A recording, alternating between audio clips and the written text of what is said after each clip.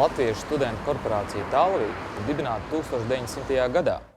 Mūsu krāsas, balts, zaļš, zelts, simbolizē mūsu principus – tautību, izglītību un atturību. Un ar šiem principiem mēs dzīvojam un izglītojam jaunos studentus. Tālvītes konventu zāle. Šeit mēs apspriežamies, dejojam. Šeit notiek ziniski literārās sapulces. Ja garāks runājamies, tad var runāt no Helmuta Brauķa tāvinātās pulces. 1918. gadā Tālvīte un Selonija dibināja atsevišķo studentu rotu. Un daudz no viņiem tika apbalvoti ar Lāčplēša kara ordeni. Ikvienam buršam jābūt gatavam aizstāvēt savu godu un dzimtenes godu. Arī ar apieru rokā. Mums ir daudz draugu. Studentu korporācija Letonija Latvijā, studentu korporācija Velēcija Polijā, kā arī Vironija Igaunijā. Mūsu izglītības principu mēs varam spodrināt savā bibliotekā, arī lasot grāmatas.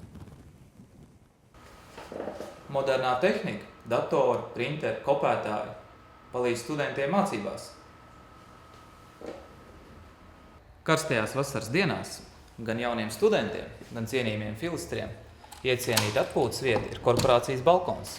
Šeit mēs varam gan cept gaļu, gan baudīt alu, gan dziedāt dziesmas. Šī ir filistru biedrības kluba telpa. Šeit filistri atpūšās, skatās televīziju.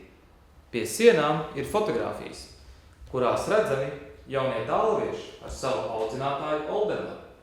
Tā ir Tālvītes tradīcija jaunajiem fotografēties katru semestri. Šeit ir fotogrāfijas, kurām ir vairāk kā 100 gadu un arī pavisam jaunas. Tālvītes seifs.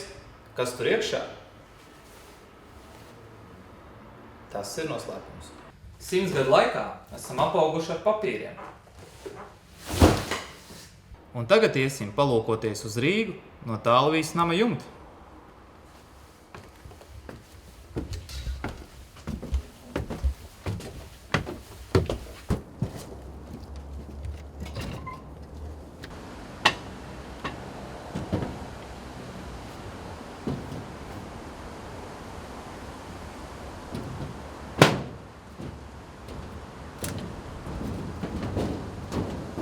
No šejienes, no jumta, mūsu dziesmas dzirdams visā Rīgā.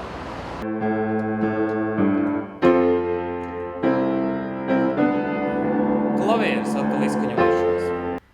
Noiesim paskatīties, kur mīt tik vienas korporācijas dvēseli, uz Alas pagrabiņu.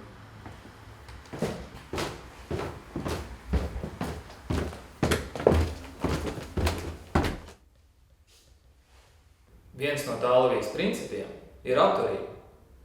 Alu lietojam, bet ar mēru. Par kārtību un tīrību korporācijā rūpējas jaunākie semestri. Nu būs rājiens.